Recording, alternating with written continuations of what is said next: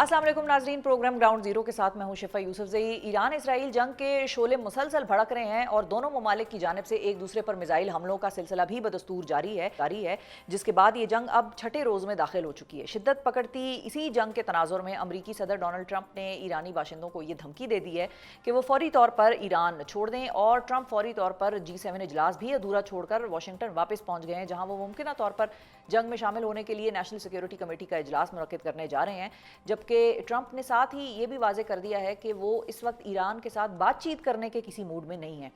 दूसरी जानब रूस ने ईरान और इसराइली तनाज़े में सालसी की पेशकश कर दी है और साथ ही क्रेमलिन तर्जुमान ने इस खदशे का इजहार भी किया है कि फ़िलहाल इसराइल की जानिब से पुरअमन रास्ते पर चलने के हवाले से हिचकिचाहट ही नज़र आ रही है। वो कोई बहुत ज़्यादा ऑप्टिमिस्टिक या वो कोई बहुत ज़्यादा पुरजोश नहीं है बातचीत करने के हवाले से। ईरान की अगर बात की जाए तो आज इसराइल ने ईरानी सेंट्रल हेडक्वार्टर के सरबराह अली शादमानी को ताज़ा तरीन हमले में शहीद करने का दावा कर दिया है, जबकि गुज़िश्ता रोज़ ईरानी नशरियाती इदारे पर होने वाले इसराइली हमले में 3 मीडिया कारकुनान की हलाकत की तस्दीक भी हो चुकी है। ईरान में इस वक्त क्या सूरत हाल है? इसराइली हमलों के बाद वहाँ ज़िंदगी कितनी मुश्किल हो चुकी है, लोगों का क्या रद्द अमल है, लोग क्या सोच रहे हैं, आवाम पब्लिक क्या सोच रही है और लीडरशिप के क्या प्लान्स हैं, इस हवाले से बात करने के लिए हमारे साथ मौजूद हैं और अपडेट्स और eyes on ground account share करने के लिए हमारे साथ मौजूद हैं सीनियर सहाफ़ी हैं, ईरान में मुकीम हैं, मुर्तज़ा नगरी साहब। अस्सलाम वालेकुम। अच्छा, ये बताइए मुर्तज़ा साहब कि सबसे पहले तो कि इस वक्त तेहरान में इसराइल के मुसलसल हमलों के बाद क्या सूरत हाल है और आप क्या मनाजिर देख रहे हैं? ट्रंप की धमकियों का ईरानियों पर क्या असर हो रहा है? देखिए, ट्रंप की धमकी को आप इस माना में लीजिएगा कि ईरान ईरान ईरानियों का है। ईरान के अंदर यहां से वहां से घेर घार के पकड़ धकड़ के लाए हुए लोगों को बिठाया नहीं गया है। ईरान के अंदर जो भी आबाद है वो खालिस ईरानी है, वो भूमि ईरानी है, ईरान वतन इनकी हिस्ट्री है। ट्रंप की धमकी क्या काम करेगी मुझे बताएं? अगर एक ईरानी तेहरान छोड़ के कहां जाएगा? इसराइल में जो लोग आबाद हैं वो मुख्तलिफ ममालिक से पकड़ धकड़ कर लाए गए किराए के लोग हैं, जिनको नेशनैलिटीज देके आबाद किया गया है। ये धमकी वहां कारगर होगी जहां लोग पकड़ के लाए गए मजदूर हों।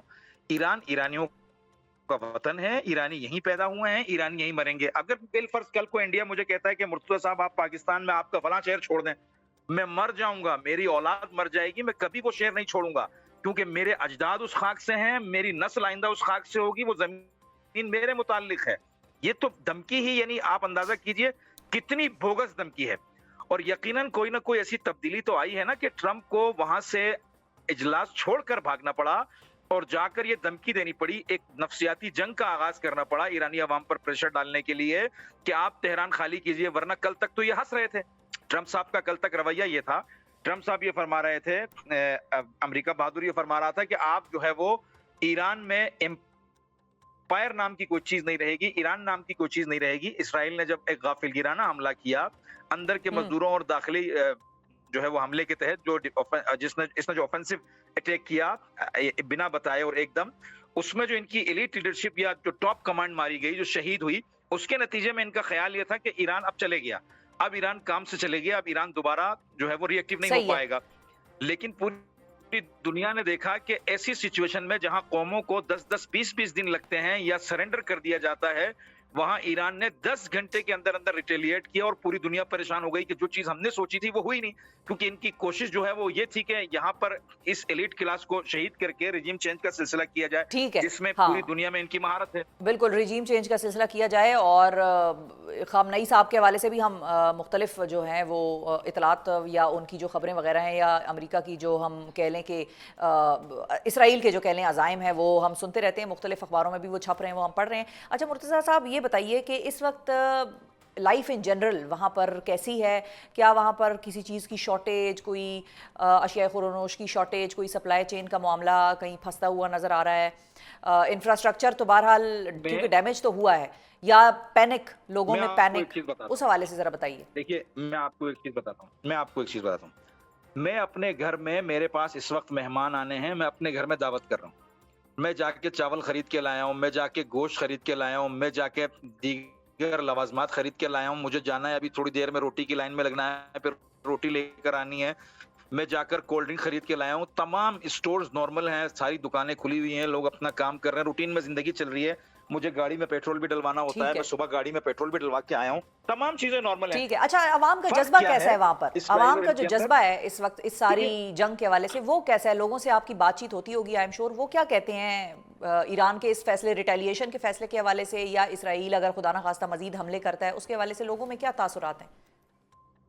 देखिए 2 तरह से इसको लीजिएगा। हम्म, एक तो ईरानी दीगर अक़वाम की निस्बत कौम परस्त ज़्यादा हैं।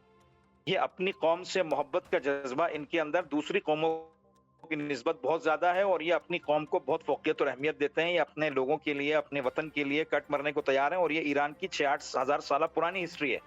तारीख़ में आप उठा के देखिएगा, अब तक जितनी जंगें हुई हैं, ईरानियों ने मिलकर लड़ी हैं और तकरीबन जंगों में ये फ़ातेह रहे हैं इस तरह के मामलात में। जाते जाते मुर्तज़ा साहब ये बताइए कि अगर अमेरिका शामिल हो जाता है इस जंग में, क्योंकि अभी तक तो आम तासुर तो यही है और फ्रंट लाइन पे इसराइल खुद है जो कि कह रहा है कि भाई हम हमले करेंगे और सारा कुछ मामला, अगर बाकायदा तौर पे अमेरिका इस सारी जंग में शामिल हो जाता है इसराइल के साथ मिलकर, तो उस हवाले से ईरान की प्लानिंग आपको क्या बताती है, या उनके जो लीडरान हैं, जो टॉप लीडरशिप है इस वक्त, उनकी प्लानिंग क्या बताती है, और उस हवाले से अवाम उनकी क्या कह रही है?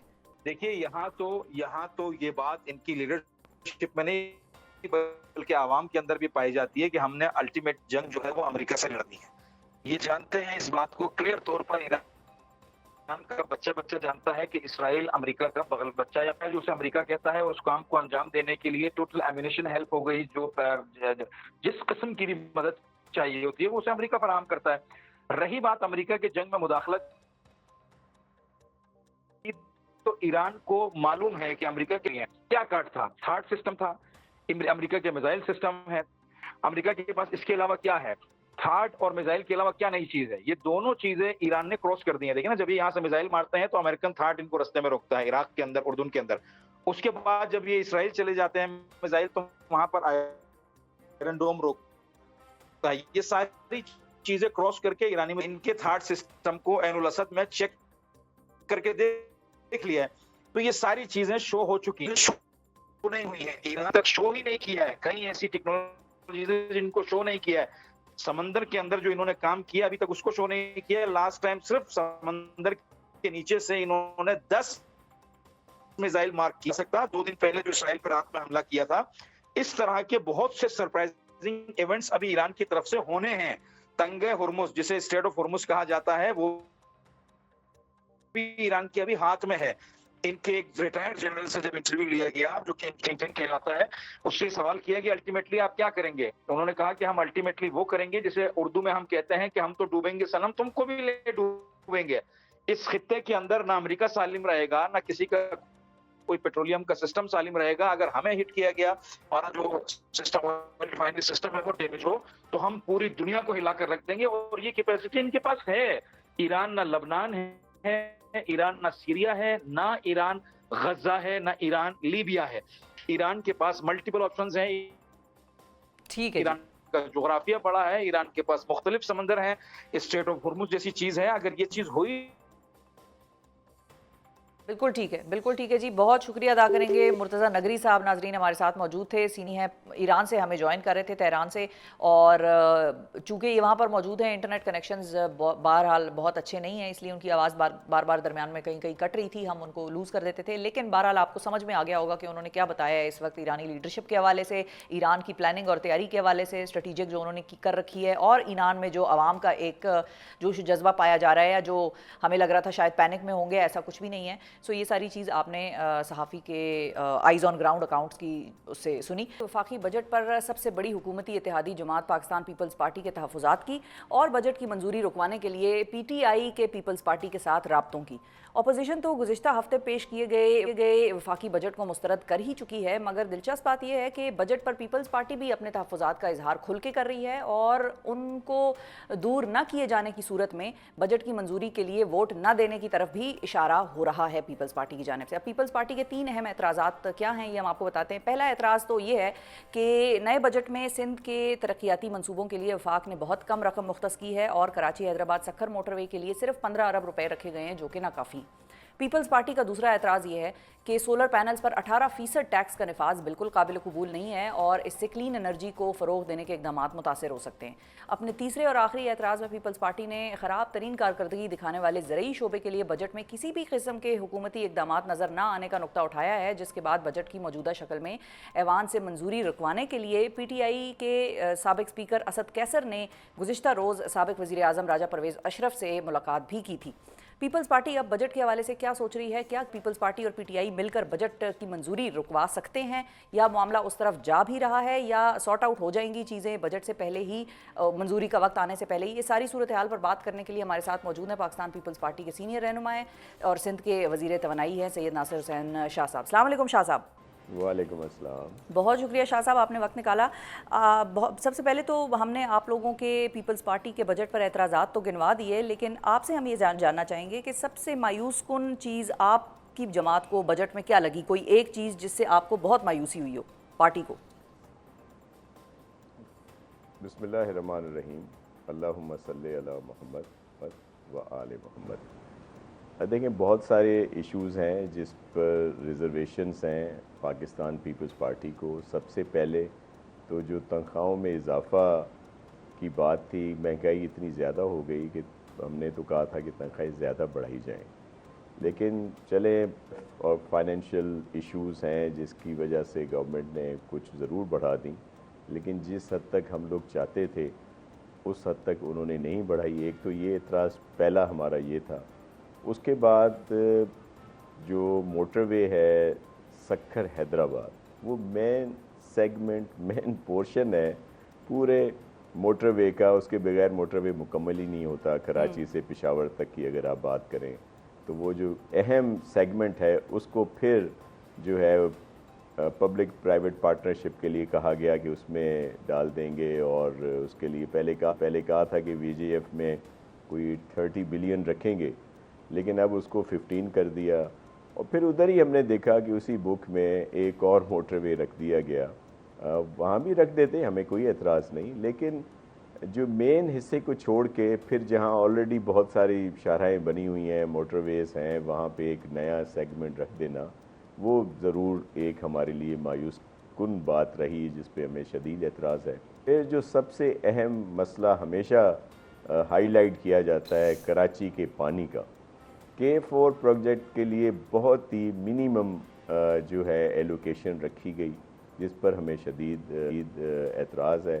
हालांकि हमने तो उस पर बहुत ज़्यादा फ़ंड्स रखे हैं। उसकी ऑगमेंटेशन जो है KWSSIP के तहत जो हम लोग यहाँ पे कर रहे हैं।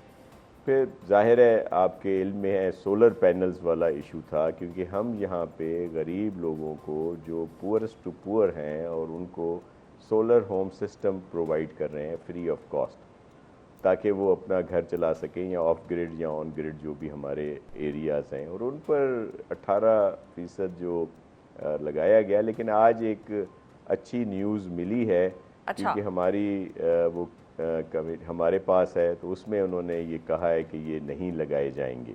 ठीक है। और चेयरमैन साहब ने भी काफ़ी इश्यूज़ हाईलाइट किए। फिर एक और अहम इशू है, वो इशू ये है कि पूरे पाकिस्तान में जो ऑनगोइंग स्कीम्स हैं या फेडरल गवर्नमेंट की तरफ से, उनकी एग्जीक्यूशन जो है उनकी प्रोविंशियल गवर्नमेंट्स के पास है। उसी PSDP बुक में जो है, ठीक है, सिर्फ सिंध में इन्होंने वो जो एग्जीक्यूशन है वो वफाक के पास रखी है कि सिर्फ कैपिटल इस्लामाबाद का एरिया जो है, और फिर सिंध में कुछ डिस्ट्रिक्ट जिसमें कराची भी है, हैदराबाद है, नवाबशाह है।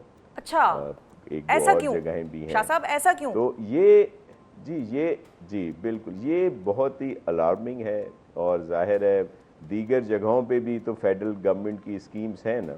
और अगर ये कहा जाए कि जी ये हमने दूसरी पार्टी के MNAs के लिए रखी हैं, तो पूरे पाकिस्तान में अल्हम्दुलिल्लाह पीपल्स पार्टी के लोग हैं, MNA और MPAs इलेक्टेड हुए हैं, सेनेटर्स हैं।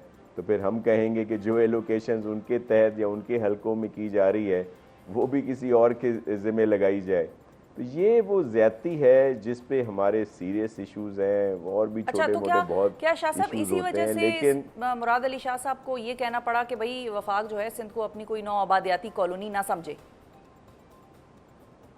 जी बिल्कुल यही वजह है, क्योंकि मुराद अली शाह साहब ने बिल्कुल सही कहा कि जब हम उस बुक में जो पूरे मुल्क के लिए है, PSDP जिसको कहा जाता है, दीगर सूबों में वही एग्जीक्यूशन, अच्छा सबसे ज़्यादा फटा PMLN का या गवर्नमेंट का तो KP में है ना, KP गवर्नमेंट से है ना, जी, तो वहाँ पे तो एग्जीक्यूशन उनको दी है।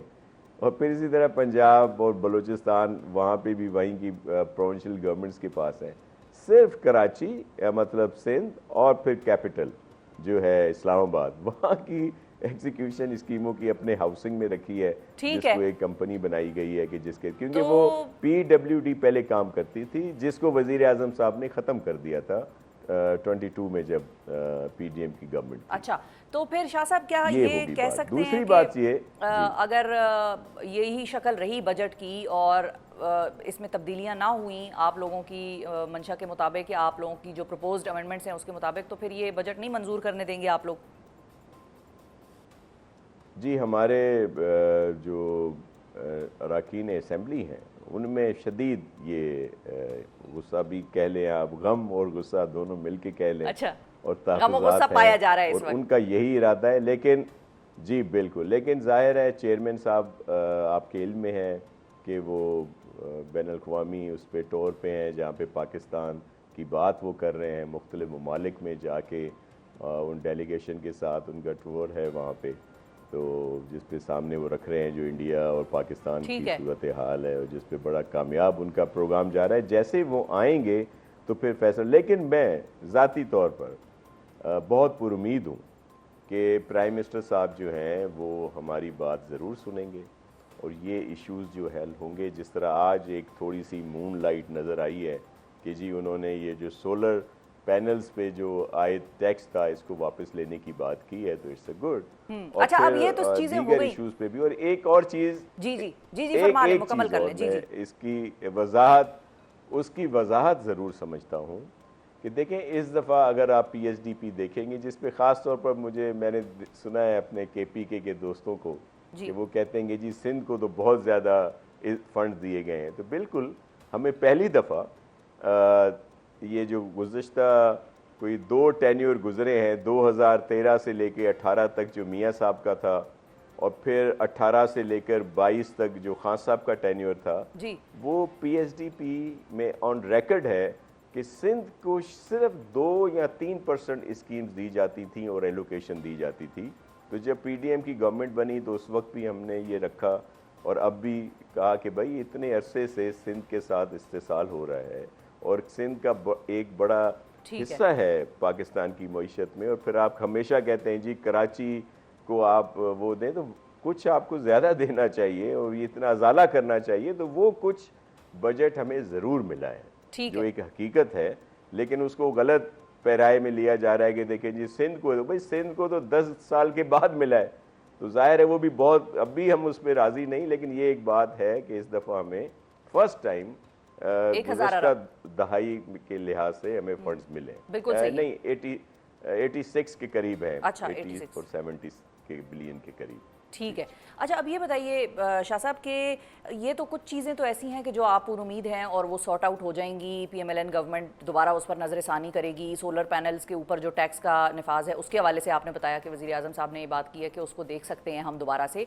तो जो तनख्वाहदार तबके की बात आपने बिल्कुल आगाज़ में की आज के प्रोग्राम में कि आप लोग प्रपोज़ कर रहे थे कि ज़्यादा होनी चाहिए तनख्वाहों में बढ़ोतरी, वो आप लोगों का प्रपोज्ड कितना फिगर था, कितनी परसेंटेज बढ़नी चाहिए थी आपके मुताबिक, और क्या उस पर भी आप लोग प्रेस कर सकते हैं गवर्नमेंट को कि भाई उसके लिए भी ज़रा पीपल्स पार्टी अपना जो है वो एक ज़ोर और असर रसूख जो है वो इस्तेमाल करे और उनको भी ज़रा रिलीफ दे दें? जी बिल्कुल, हमने उन्हें कहा कि 1 से 16 तक जो है, 1 ग्रेड से 16 ग्रेड तक जो है उसको कम से कम 20% बढ़ाया जाए या 15% कर दिया जाए, और फिर जो वैसे 16 से 21 तक या आगे जो है वो 15% करें, उनको 20% करें। लेकिन उन्होंने फिस्कल बताए, फिर IMF का प्रेशर बताया। हमने यहाँ पे सिंध में जो हमारा ज़ाहिर है हमारे भी वसाइल इतने ज़्यादा नहीं हैं और फिर ठीक है। ज़्यादातर जो होते हैं वफाक से ही होता है, तो हमने कुछ ज़रूर बढ़ाया है। हमने 12% किया है 1 से 16 ग्रेड तक, और फिर वैसे ही 10 रखा है 16 से अबव जो ग्रेड है। और पेंशन में भी हमने इजाफा किया है कि हमारी ये भी उस वक्त रिक्वेस्ट रही है, अब भी है, कि पेंशन्स में भी इजाफा किया जाए, क्योंकि उन लोगों का भी जीना जो है मुहाल हुआ है। तो बिल्कुल। ये इस तरह के इश्यूज़ हैं, लेकिन मैं समझता हूँ चेयरमैन साहब आएंगे, और आज प्रेसिडेंट साहब और प्राइम मिनिस्टर साहब की मुलाकात हुई है, उसमें भी कुछ ज़रूर डिस्कस हुआ होगा।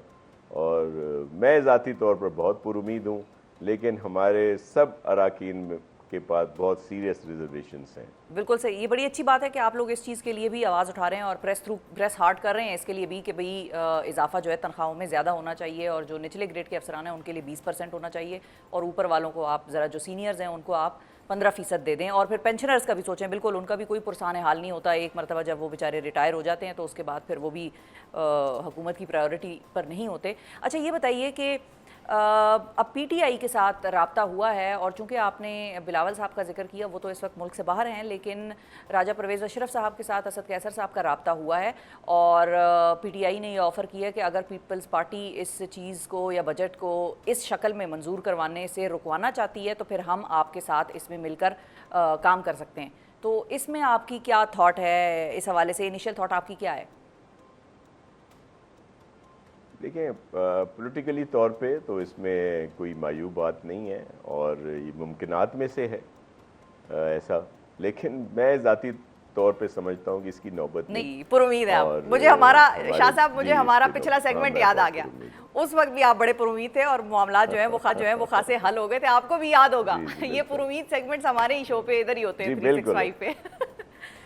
जी, तो आपने देखा कि हमने हमारी जो बात है वो हुई, और वो जो एक मुतनाज़ा प्रोजेक्ट था वो वो रुक गवर्नमेंट ने गया। कैंसिल किया, और मैंने आपको यकीन दहानी कराई। बिल्कुल, तो आज भी आप पुरुमीद हैं, और आवाम को फिर हम हल्की फुल्की ये खबर सुना देते हैं शाह साहब कि आप लोग आवाम तनख्वाहदार तबके के लिए भी इस रिलीफ को मजीद बढ़ाएंगे और तनख्वाहों में मजीद बढ़ोतरी का इम्कान मौजूद है, क्योंकि शाह साहब जो हैं वो खासे पुरुमीद है इस मामले पर भी। ये भी कह दें शाह साहब, आवाम को खुश कर दें आज। जी बिल्कुल, अच्छे की उम्मीद रखनी चाहिए, और अच्छी बात है। बिल्कुल सही है, बिल्कुल सही है। अच्छा, और किसी स्टेज पर आपको ऐसा नहीं लगता कि मामलात ज़्यादा सीरियस हो सकते हैं, या नून लीग शायद बात ना सुने या ना समझे और पीटीआई के साथ मिलके उस तरफ जाना पड़े जहां तक कि बजट मंजूर ही ना हो? देखें, बिल्कुल ऐसा हो सकता है। आप देखें, मैं आपको, अगर आप माजी में देखें तो पीडीएम में तो हम सब साथ थे। जब इलेक्शन हुए तो सबसे ज़्यादा तो हमें टफ टाइम देने की कोशिश पीएमएलएन की तरफ से की गई थी ना इलेक्शंस में। यहाँ पे आके हमारे स्ट्रॉन्ग होल्ड में उन्होंने आके एक अलाइंस बनाया था एमक्यूएम के साथ, जीडीए, जेयूआई है, वो सबको मिला लिया था और बहुत टफ टाइम देने की कोशिश की। लेकिन अल्हम्दुलिल्लाह हमने 8, 13, 18 से ज़्यादा सीटें सिंध में जो ली। तो हमने तो पहले ऑफ़र इनको की थी, ये जो पीटीआई सपोर्टेड आज़ाद अरकान थे, कि भाई आप गवर्नमेंट बना लें, हम गैर मशरूत आपको सपोर्ट करते हैं। लेकिन उनको तो ज़ाहिर है पॉलिटिकल सेंस, मैं उस पर कोई बात नहीं कह सकता, ठीक है। उनकी अपनी मर्जी थी। फिर पीएमएलएन ने राब्ता किया तो जाहिर है फिर हमें, क्योंकि अगर वो ना हम इनको सपोर्ट करते गवर्नमेंट की फॉर्मेशन में तो नए इलेक्शन की तरफ जाया जाता। और शिफा, आपको पता है कि यहाँ इलेक्शन फिर 90 दिन या 9 साल या 6 साल में होते हैं या नहीं होते। तो ये इश्यूज़ थे, इस वजह से हमने इनको सपोर्ट किया। बिल्कुल सही है जी, बड़ा इंपॉर्टेंट पॉइंट आखिर में आपने हाईलाइट किया और पुरुमीद है नासिर हुसैन शाह साहब। नाजरीन, थैंक यू सर, बहुत शुक्रिया, आपने वक्त निकाला प्रोग्राम के लिए। और टेक होम आवाम के लिए या तनख्वाहदार तबके के लिए सेगमेंट से यही है कि पिछली मरतबा भी पीपल खड़ी हो गई थी, डट गई थी, तो उसके बाद वो एक मुतनाज़ा प्रोजेक्ट जो है वो पास करवाने से या अप्रूव कराने से या मंजूर कराने से रुकवा लिया था उन्होंने हुकूमत को। इस मरतबा भी जो चीज़ें हाईलाइट हुई हैं आज इस सेगमेंट में, ये नज़र रखिएगा, कान रखिएगा कि हो सकता है कि ये खुशखबरियाँ भी आवाम को मिल जाएं कि भाई 15-20% इजाफा तनख्वाहों में मजीद और इस किस्म के सारे मामलात। और सोलर पैनल्स के टैक्स के हवाले से भी आपने शाह साहब को सुना। और अब प्रोग्राम में जिक्र उस सवारी का कि जो हम सब की ज़िंदगियों की अहम तरीन ज़रूरतों में से एक है और हालिया बजट की इस ज़रूरत पर पड़ने वाले मुआशी असरात का। चलती का नाम है गाड़ी, और चाहे वो छोटी हो या बड़ी हो, हर शख्स की ज़िंदगी का वो एक अहम जुज़ है। बदलते आलमी हालात के तनाजुर में अब पाकिस्तान में भी इलेक्ट्रिक व्हीकल्स मुतारफ़ करवाए जाने और माहौल दोस्त इक़दाम अपनाने की बहुत बात हो रही है। गुज़िश्ता हफ्ते पेश किए गए वफाकी बजट में पाकिस्तान में पेट्रोल या चलने वाली मकामी तौर पर तैयार की गई और बाहर से दरामद होने वाली कारों पर वफाकी हुकूमत ने ग्रीन टैक्स लगाने का ऐलान किया है, जिसकी शरह गाड़ी की इंजन कैपेसिटी के तनासब से रखी गई है, जो कि 1 से 3% बनती है। इसके साथ साथ छोटी गाड़ियों पर 18% और दरमियानी रेंज से लेकर बड़ी गाड़ियों पर 12.5% इजाफी जनरल सेल्स टैक्स आयद करने की तजवीज़ भी दी गई है। एक अंदाजे के मुताबिक नए GST और ग्रीन टैक्स के निफाज के बाद सिर्फ नई सुजुकी ऑल्टो के खरीदार को 1,63,000 रुपये से लेकर 1,86,000 रुपये तक इजाफी अदायगी करना होगी। इसके साथ साथ अगर पाकिस्तान में गाड़ियों की सेल्स के रुझान पर एक नज़र डाली जाए तो हम अमूमी तौर पर ख्याल ये होता है कि जैसे चीज़ महंगी हो रही है तो वो कम बिक रही है। ऐसा नहीं है, ये ट्रेंड के ऑपोजिट जा रही है कहानी। जो जितनी चीज़ ये गाड़ी महंगी हो रही है उतनी ज़्यादा फ़रोख्त हो रही है। और पिछले रवा माली साल के 9 माह की अगर हम आपको फिगर्स बताएं तो 9 माह के दौरान गाड़ियों की खरीदो फरोख्त में 46% इजाफा देखा गया है, जबकि टोयोटा ब्रांड की कारें बनाने वाली जो इंडस मोटर कंपनी है उसकी सेल्स में अप्रैल 2025 तक 84% इजाफा रिकॉर्ड किया गया है। सुजुकी मोटर्स का जो इजाफा है वो 41% के साथ दूसरा नंबर बनता है, और होंडा एटलस कंपनी का 29% सेल्स इजाफे के साथ जो है तीसरा नंबर बनता है। अब इस बजट से गाड़ियों की सनत को कितना होगा या कितना नुकसान पहुंचेगा, पाकिस्तान में इलेक्ट्रिक गाड़ियों का क्या फ्यूचर है, इस हवाले से गुफ्तगू करने के लिए हमारे साथ मौजूद हैं पाक व्हील्स के शरीक बानी और ऑटोमोबाइल्स एक्सपर्ट सुनील सरफराज मंद साहब। अस्सलाम वालेकुम सुनील साहब। जी वालेकुम सलाम, कैसी हैं आप? ठीक ठाक हैं?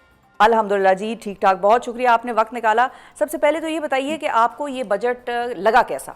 मैं हमेशा बताता हूँ कि I am not a politician, और मेरे हमेशा मैं बजट से पहले बताता हूँ आई हैव सीन एटलीस्ट 30 और 35 ऑफ देम इन माय, मैं अपने होश में 30 से 35 बजट दे चुका हूँ। हर साल जब बजट आने वाला होता है, हालांकि हम एक गरीब मुल्क है, लेकिन हमें रोटी से ज्यादा फिक्र इस चीज का होता है कि गाड़ी सस्ती होगी कि नहीं, और हर किसी का इसमें इंटरेस्ट भी होता है। एंड विदाउट एनी फेल हर साल ये न्यूज जो है ना मई और जून में शुरू होना शुरू हो जाती है कि जी गाड़ियां सस्ती होने लगी हैं, दूध नहीं की नहरें बहने लगी हैं। इस साल भी यही था। एंड आई रिमेंबर डिस्टिंक्टिवली इन मई, मैं जिस भी टीवी चैनल पे गया मैंने हर एक को बताया कि कोई ऐसा नहीं न्यूज कि गाड़ी सस्ती होगी, ऑन द कॉन्ट्रेरी गाड़ी महंगी होगी, और वही हुआ। अभी आप शुरू में प्रीएम्बल में बता रहे थे कि जो इकोनॉमिक सर्वे होते हैं हम उसमें देखते हैं कि जी फिगर्स ऊपर जा रहे हैं, तो हमें ये देखना पड़ेगा कि बेस फिगर क्या है, हम कंपैरिजन किससे कर रहे हैं। तो जो ये भी हमें 46% ग्रोथ नजर आ रही है, वो इकोनॉमिक ग्रोथ से हम उसको नहीं कर सकते टाई। उसकी रीजन ये कि पिछले 2 सालों में अगर आपको याद हो तो हमारे मुल्क में डॉलर्स की कमी थी, हमने सीकेडी किट की इंपोर्ट के ऊपर बैन लगाया हुआ था, and the year before the last year जो है उसको आप ये भी कह सकते हैं ऑटो इंडस्ट्री क्लोजर का ईयर था। हर एक फैक्ट्री 10 दिन बाद, 15 दिन बाद, 5 दिन के लिए बंद होती थी, 1 हफ्ते के लिए बंद होती थी, बिकॉज उनके पास सीकेडी किट्स नहीं थी। तो वो जो हमें नजर आ रहा है ना 46% इंक्रीज, वो एक्चुअली इंक्रीज नहीं है, वो एक समझ लें कि बेस नंबर ही बड़ा कम था, उस लिहाज से था। अब आ जाते हैं बजट के ऊपर। बजट में गवर्नमेंट ने यही किया है कि सवाए अमीर आदमी के जिसने लैंड क्रूजर LC 300 लेनी है, प्राडो लेनी है, उसके अलावा सबके लिए बुरी न्यूज है। तो इंपोर्टेड गाड़ियां जो कि हाई टैक्स ब्रैकेट में आती थी, जिनके ऊपर RD लगी हुई थी, इसको रेगुलेटरी ड्यूटी बोलते हैं, वो IMF के कहने पे उस पर तकरीबन 50% कमी की गई है। नीचे वाली गाड़ी जो कि आम आवाम ने लेनी है, मैंने आपने लेनी है, 660cc वाली गाड़ी के ऊपर डायरेक्टली 12% से सीधा 18% पे उसका GST चला गया है, 1% उस पर कार्बन टैक्स लगा दिया है, और इसी तरह डिफरेंट कैटेगरीज के ऊपर कार्बन टैक्स लगा दिए। 1300cc के ऊपर 1% है, 1300 से 1800 पे 2% है, 1800 प्लस पे 3% है। तो there is no good news as far as message are concerned for the auto sector. और इनडायरेक्टली और डायरेक्टली हर गरीब आदमी जो मोटरसाइकिल चला रहा है या जो अमीर आदमी जहाज चला रहा है, कार्बन टैक्स के नाम पे पर लीटर 2.5 रुपए से 5 रुपए वो भी देगा। So there is no good news in budget, at least for the auto sector. बिल्कुल सही है। अच्छा, ऑटो सेक्टर के लिए तो कोई गुड न्यूज़ नहीं है। अब जो आवाम है जिसने ये प्लान बनाया हुआ था, या जो 2 साल से, 4 साल से या 6 साल से, क्योंकि मुझे 2-4 दिन पहले किसी ने बताया, उन्होंने कहा कि भाई हम जब 2 साल पहले गाड़ी लेने के लिए पैसे जमा कर रहे थे तो अगले बजट में वो और महंगी हो गई, अच्छा फिर और पैसे जमा किए तो वो और महंगी हो गई। तो आवाम के लिए कोई इसमें कोई थोड़ा बहुत रिलीफ या कोई ऐसी चीज़ है? आई डोंट थिंक, मेरे ख्याल से पाकिस्तान में, मैं हमेशा लोगों से कहता हूँ, you can never go wrong buying a 0 meter car any given day. जिस दिन भी आप लेंगे अगले दिन उससे महंगी होगी। तो आप अगर पिछले 2 साल से बजट में वेट करें कि सस्ती हो जाएगी, आज भी ले लें बेहतर, अगले बजट में से और महंगी होगी। और ये हम ट्रैजेक्टरी देखते आ रहे हैं कि टैक्सेस अगर आज आप देखें तो ये जो 25% तक जा रहा है टॉप कैटेगरी के लिए इंजन के, GST पहले छोटी गाड़ी पे 8% था, बड़ी पे 12% था। वो 8 वाली को 12 पे ले आए गए, 12 वाली को 18 पे ले गए, 18 वाली को 25 पे। अब आहिस्ता-आहिस्ता जो 660 सीसी का वाली गाड़ी कैटेगरी है उसको भी 18% पे ले आए हैं। तो there is a uphill in taxes, और ये हर साल होता है। सैलरीड क्लास की इनकम के ऊपर टैक्स हो या गाड़ी के ऊपर टैक्स हो, बिकॉज़ ये दो ऐसी चीजें हैं जो वो एस्केप ही नहीं कर सकते। गाड़ी जब बनती है उसमें 50% के करीब टैक्सेस हैं। You get it registered, you taxes, you drive on road, you पे टैक्सेस, आप सालाना टोकन देते हैं, और अब हर लीटर के ऊपर आप कार्बन टैक्स भी देंगे, तो उस पे कोई छूट नहीं है। बिल्कुल सही है। ठीक है, तो मन साहब फिर जो इलेक्ट्रिक गाड़ियों का सारा मामला है कि जिसमें गवर्नमेंट ये कह रही है कि भाई हम इलेक्ट्रिक गाड़ियों को फ़रोग देने के लिए जो है वो दूसरी आम गाड़ियों पर टैक्स लगाने की या ड्यूटीज़ लगाने की कोशिश करें ताकि उस साइड पर लोगों का रुझान चला जाए और इलेक्ट्रिक व्हीकल्स को फ़रोग दिया जाए।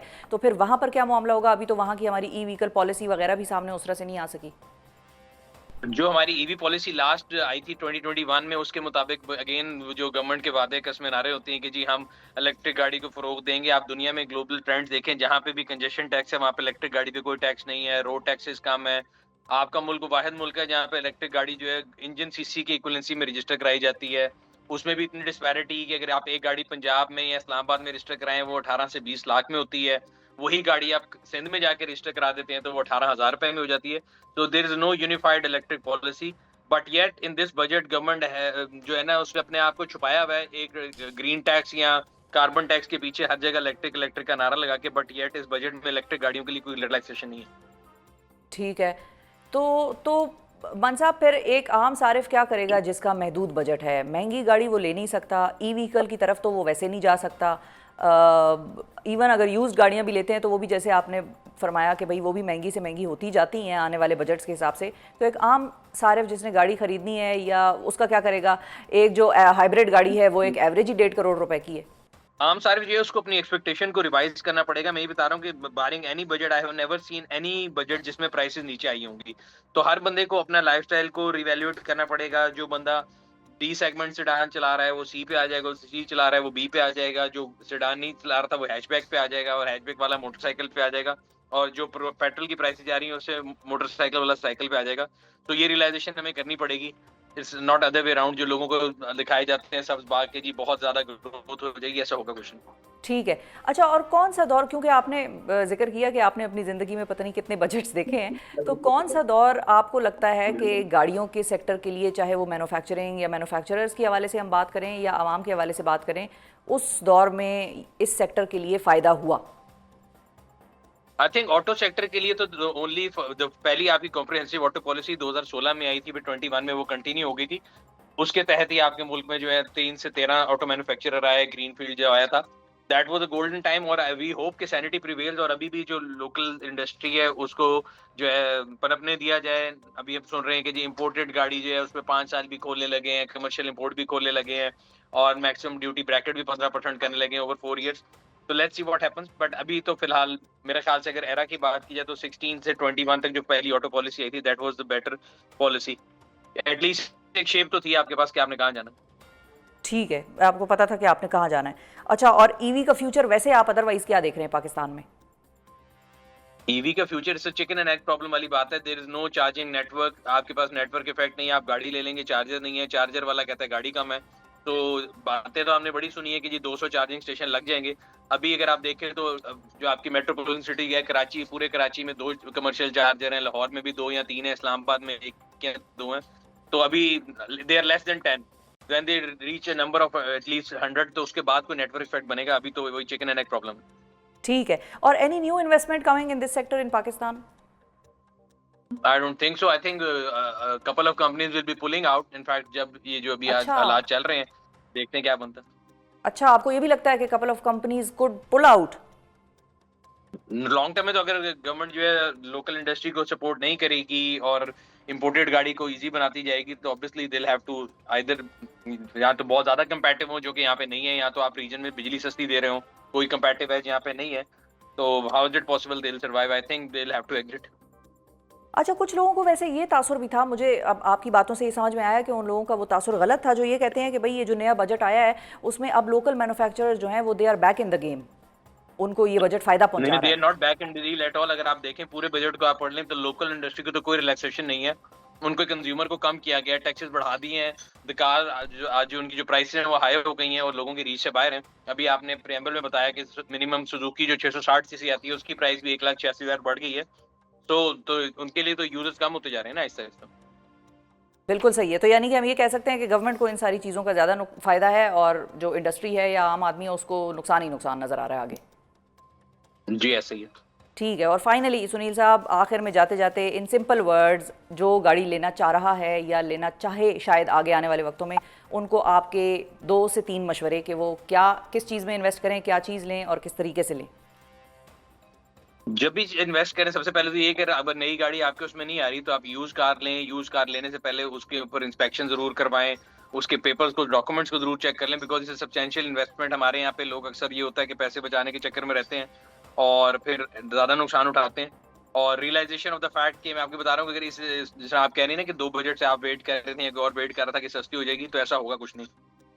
बिल्कुल सही है। अच्छा, और फाइनली जाते जाते अभी मुझे आपके इस जवाब को सुनते हुए याद आया कि आपने एक बड़ी एक्सटेंसिव एक्सपो कवर की थी चाइना में गाड़ियों की, और उसका फीडबैक भी आपको बड़ा ज़बरदस्त आया था। लोगों ने बहुत देखा, हमने अपने फैमिली के साथ बैठ के देखा। चाइना में गाड़ियों का जो एक आपको लैंडस्केप नज़र आया, और ज़ाहिर है चाइना के साथ पाकिस्तान के बड़े क्लोज रिलेशनशिप है। चाइनीज़ बहुत सारी गाड़ियाँ पाकिस्तान में हैं भी, लेकिन चाइना में लैंडस्केप आपने क्या देखा गाड़ियों का, उनकी किस तरह की गाड़ियाँ, क्या फ्यूचर था वहाँ पर, वो अगर बता सकें आप हमारे व्यूवर्स को। वहाँ पे जो मैक्सिमम जो फ्यूचरिस्टिक गाड़ियां हैं जितनी भी ज्यादातर I think more than 60% they were all electric.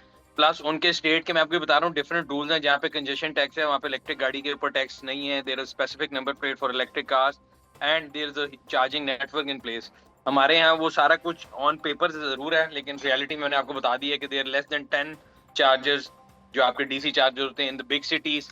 और आहिस्ता आहिस्ता जो आपकी गवर्नमेंट की पॉलिसीज हैं वो भी अभी कोई अच्छी कंड्यूसिव नहीं है। सिर्फ जो आपकी इसकी इंपोर्ट के ऊपर ड्यूटी है वो कम है। बाकी ओनिंग अ कार, अगर आप गैसोलीन आइस इंजन रखते हैं या इलेक्ट्रिक गाड़ी रखते हैं, that is exactly same as far as the token and taxes are concern. तो I think the government has to lead by example भी कह सकते हैं, and they have to actually उनको लोगों को अप्रिशिएट करना चाहते हैं कि लोग गाड़ियां खरीदें इलेक्ट्रिक, तो फिर उनको अपने पॉलिसीज को भी उस तरह करना पड़ेगा। बहुत शुक्रिया अदा करेंगे। सुनील मन साहब नाजरीन हमारे साथ मौजूद थे और बड़ा ही डिटेल में इन्होंने बताया कि बजट का क्या इम्पैक्ट पड़ रहा है ऑटोमोबाइल सेक्टर के हवाले से, और आवाम को मशवरे भी इन्होंने दे दिए कि भाई किस तरीके से आवाम को सोचना चाहिए कि उनको क्या ख़रीदना है और क्यों ख़रीदना है। और गाड़ियों के हवाले से बड़ी आज हमारी डिटेल में बात हुई। अल्लाह करे कि पाकिस्तान में जिस तरीके से सिलसिला चल रहा है, गवर्नमेंट कुछ अपने सवालों फैसलों पर नज़रसानी करे और आने वाला वक्त जो है पाकिस्तान के लिए और आवाम के लिए आसान हो। इसी के साथ आज के प्रोग्राम से मुझे दीजिए इजाज़त। अल्लाह हाफ़िज़।